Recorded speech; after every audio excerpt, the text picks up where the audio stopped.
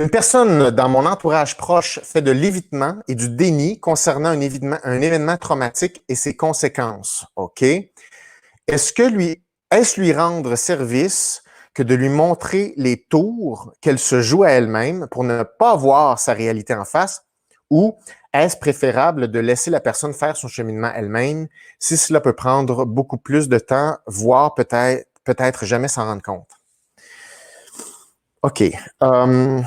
Bon, il faut savoir que un sujet de conversation, c'est comme une espèce de marchandise pour le cerveau. C'est comme une matière. Et le cerveau, il peut pas observer ou prendre en charge n'importe quelle matière ou n'importe quel sujet de conversation, n'importe quelle idée ou phrase.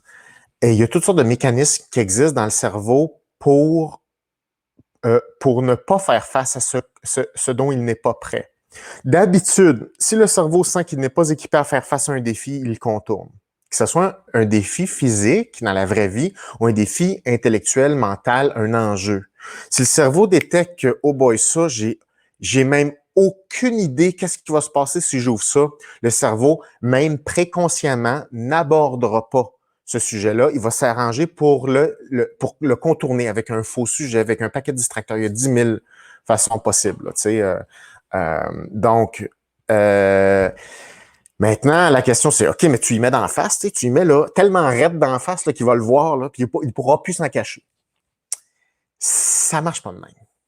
Puis ça, là, j'aimerais ça que ça marche de même, là, parce que moi, je prendrais des personnes, des fois, je les mettrais dans un étau. Puis là, tu serres l'étau, là, comme ça. Puis tu fais, bon, là, tu bouges plus, je vais te montrer quelque chose, puis tu l'oublieras plus jamais, puis tu vas accepter ça.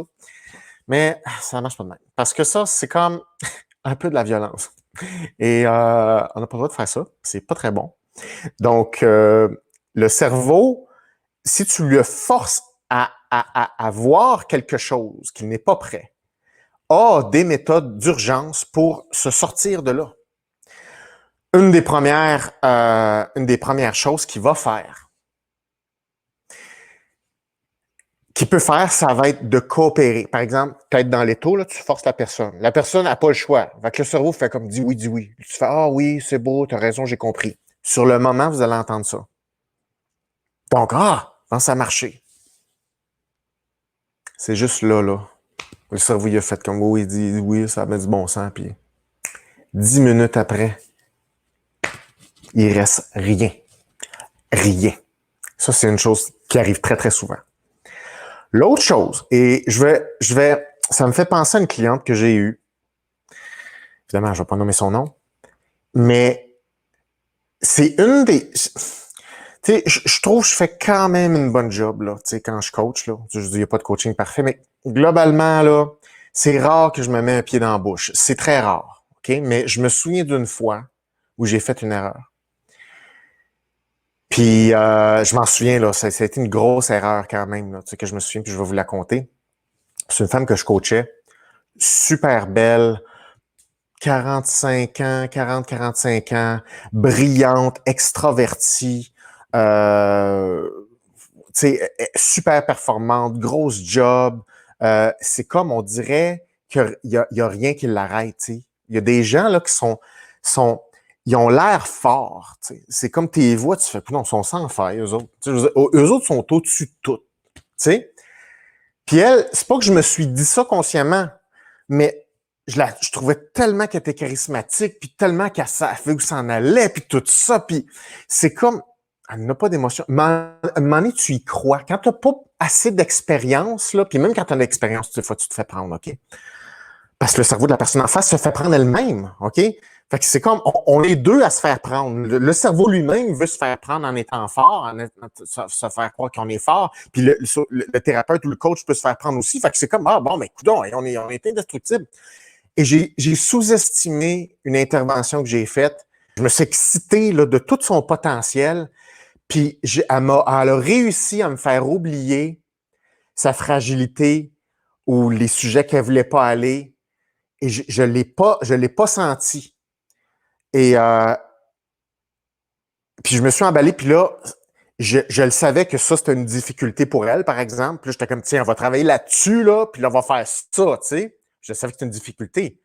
Mais de la façon dont c'était abordé, pour elle, c'était comme, elle me fait croire comme, ouais, c'est une difficulté, mais on va prendre ça en charge, puis écoute, let's go. Puis c'est comme, je l'ai cru. C'était une erreur. Ça. Aujourd'hui, je me ferais plus prendre, mais je l'ai cru sur le moment. Je me suis dit, ben oui, ben absolument. Puis là, et j'ai pesé là-dessus, là, puis ça a fini là.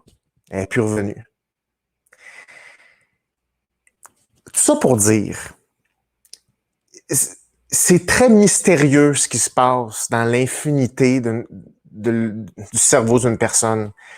Et l'écoute, là, ça va toujours être l'arme numéro un. Puis l'écoute est proportionnelle à la conscience, des éléments que ton cerveau est capable de prendre en charge consciemment. C'est pour ça que je mets tellement d'emphase sur l'écoute, parce que c'est facile de prendre le champ. Quand tu es dans une Formule 1, tu te dis, écoute, tout va bien. Puis là, c'est comme si tu sous-estimes une curve glissante. Le champ, là. C'est ça. Donc, tout ça pour dire, tout le monde a des sujets que tu peux pas aborder comme tu veux. Et il faut respecter ça. Puis, forcer ça, c'est violent, même si l'intention est bonne. Il y a une façon d'aborder les affaires, puis il y a une légitimité à avoir aussi. C'est pas n'importe qui peut parler de n'importe quel sujet à n'importe qui. Puis il y a des habiletés de communication à intégrer là-dedans. Bref, c'est pour ça que je parle tellement de communication. C'est ça l'outil, là. Tu sais. Voilà. Merci pour cette belle question-là.